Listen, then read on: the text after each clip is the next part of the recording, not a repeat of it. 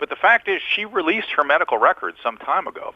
And if you listen to my show last week, I just called a friend of mine, Dr. Robert Heisinger, who's an excellent internist pulmonologist, and we just dispassionately sat and evaluated the medical record that she had released. And based on the information that she has provided and her doctors have provided, we were gravely concerned, not just about her health care, not about her health, but her health care.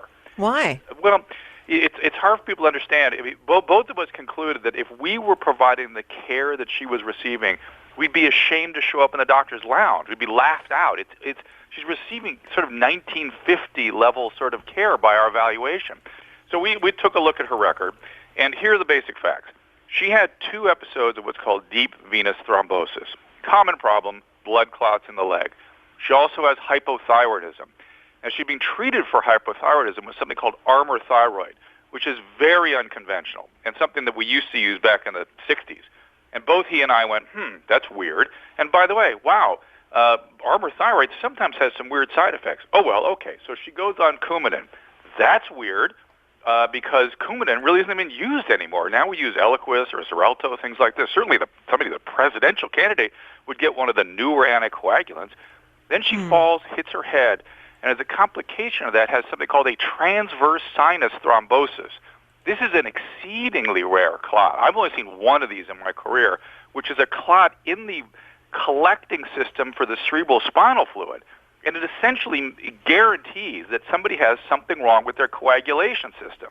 Well, she's had 2 clots, a transverse sinus thrombosis. What's wrong with her coagulation system?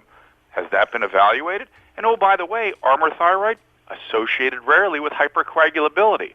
So the very medicine the doctors are using may be causing this problem, and they're using an old-fashioned medicine to treat it. What is going on with her health care? It's bizarre. I got to tell you, look, maybe they have reasons, but at a distance, it looks bizarre. That there ought to be some sort of standard for people that are going to lead the country or are going to be making these important decisions. This, again, Hillary may be fine with all of this. I mean, it's dangerous and it's concerning, but you can see. And by the way, there are 2 other things that gravely concerned us. When she hit her head, she had to wear these prism glasses when she came out. Right. That is brain damage, and it's affecting her balance. Now, clearly, it hasn't affected her cognition, but tell us a little more about that.